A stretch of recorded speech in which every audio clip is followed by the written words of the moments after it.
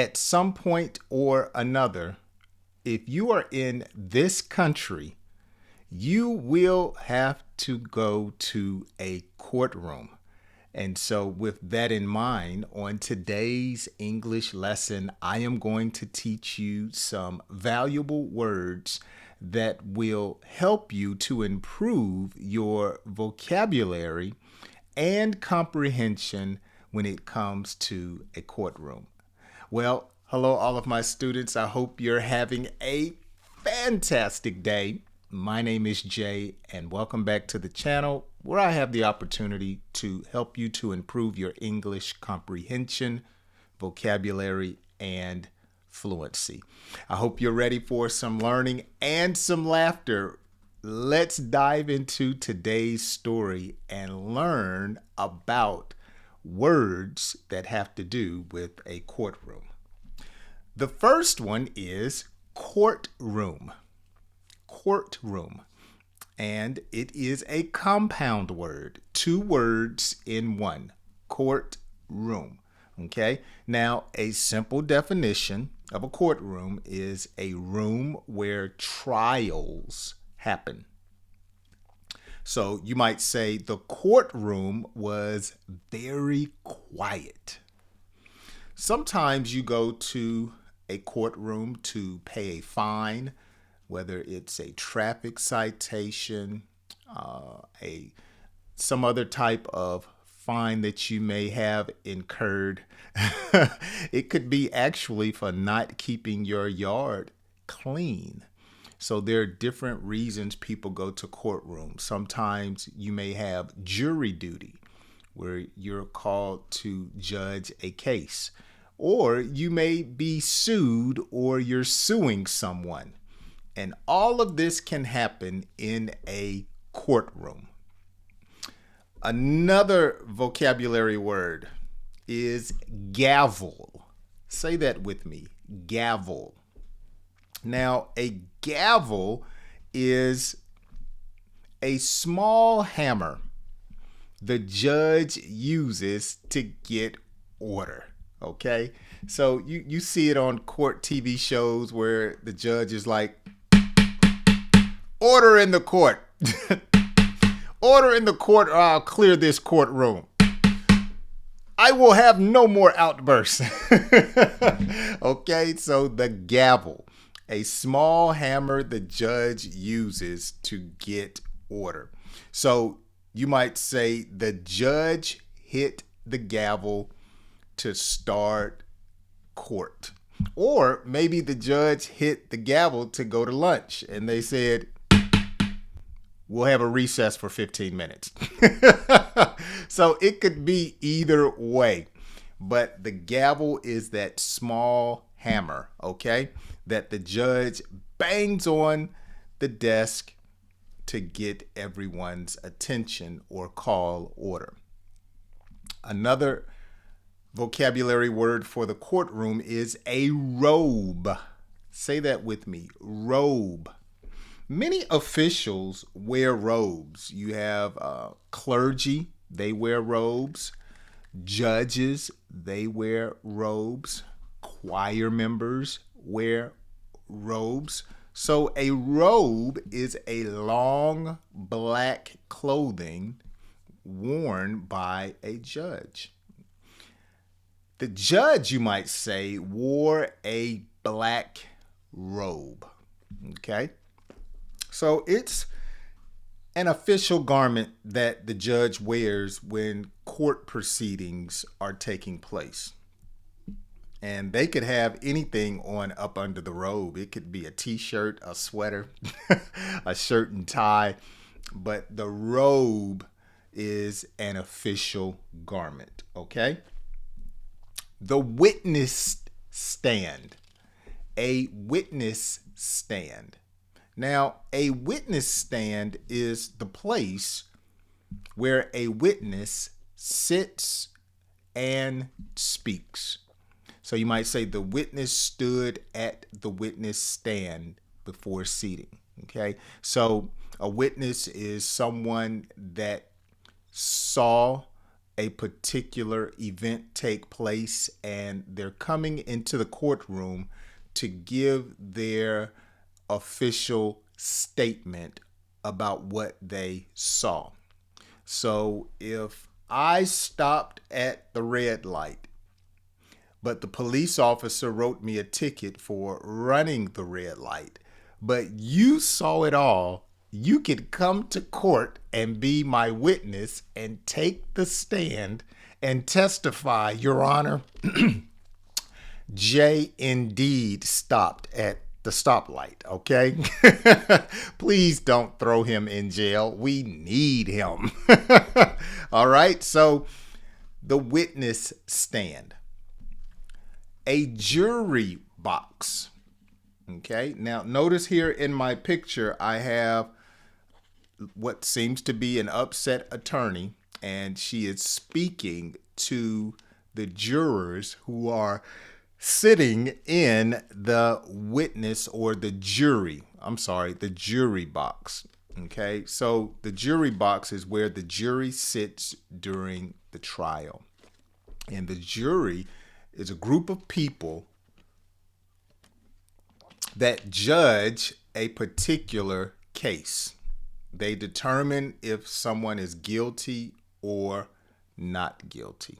Okay, so you might say the jury listened intently or closely from the jury box. And when people have to become jurors, they have what is called jury duty.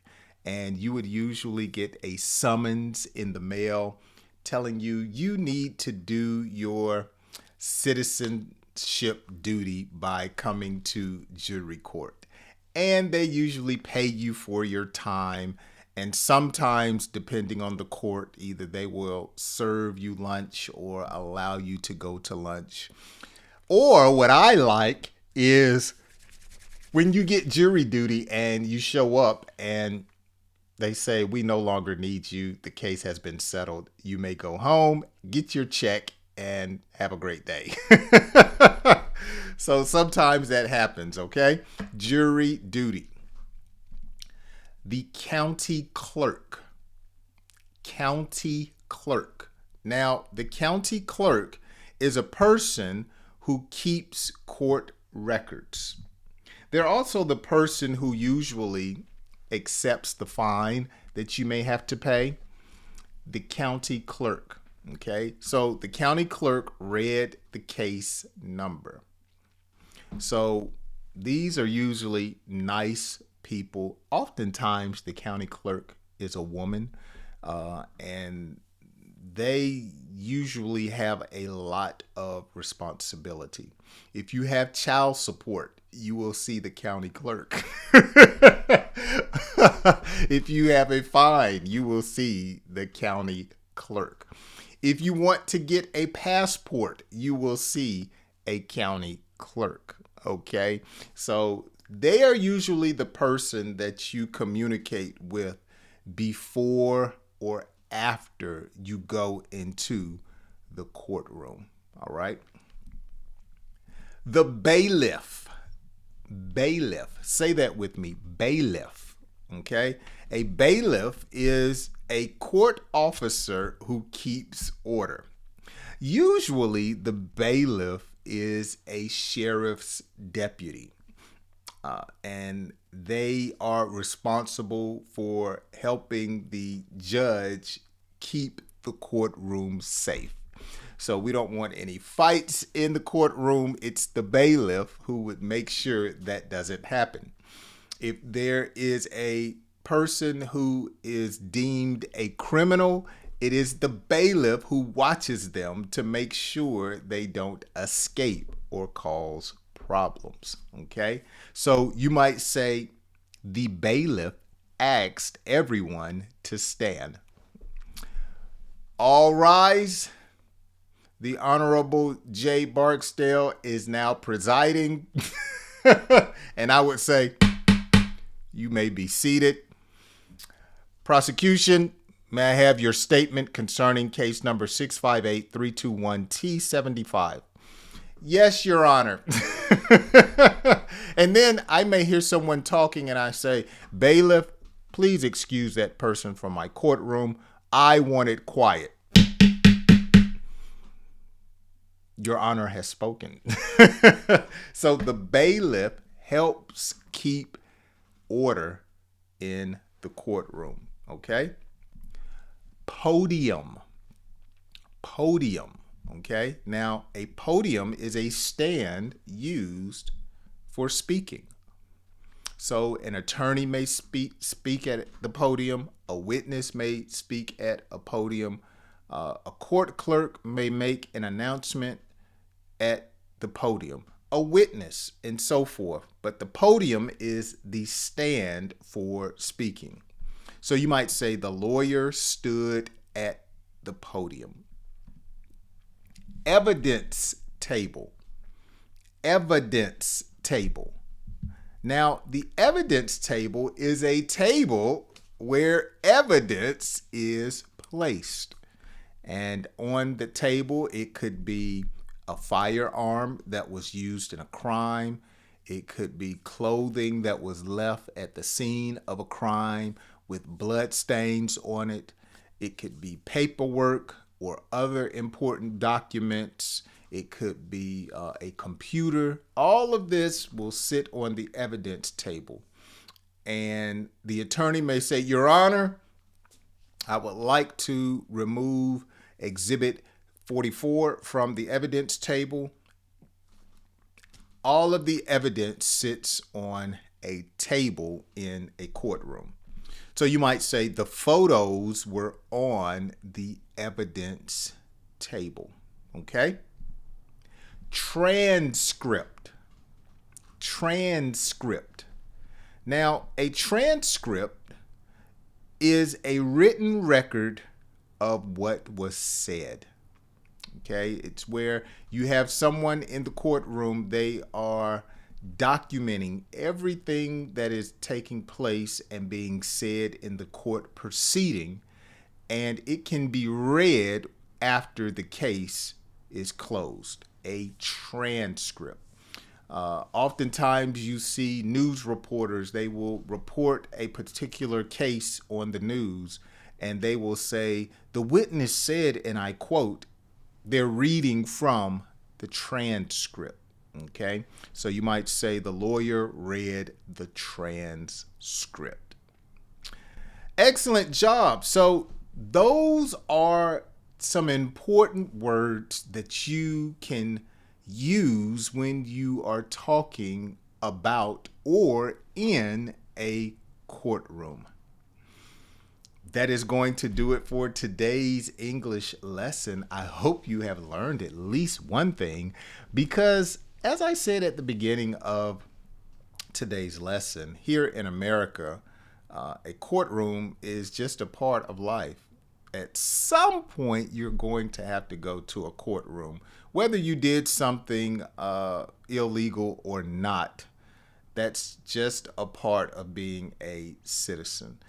You may, like I said, get sued or be sued or sue someone, or you may have to pay a fine, or you may be sworn in to become a citizen. So it's a number of reasons you can go to a courtroom. If you're adopting a child, you'll have to go to a courtroom.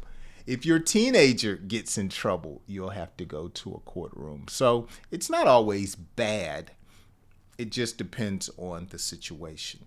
So if you have learned at least one thing, I hope you would share today's lesson with someone in your family, on your job, or a friend that is trying to improve their English.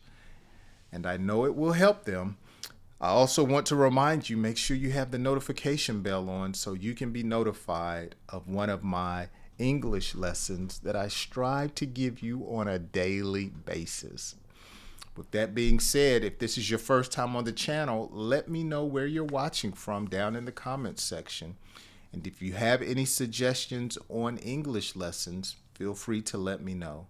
Until then, I will see you, and I hope you join me on my next English lesson. Have a great day.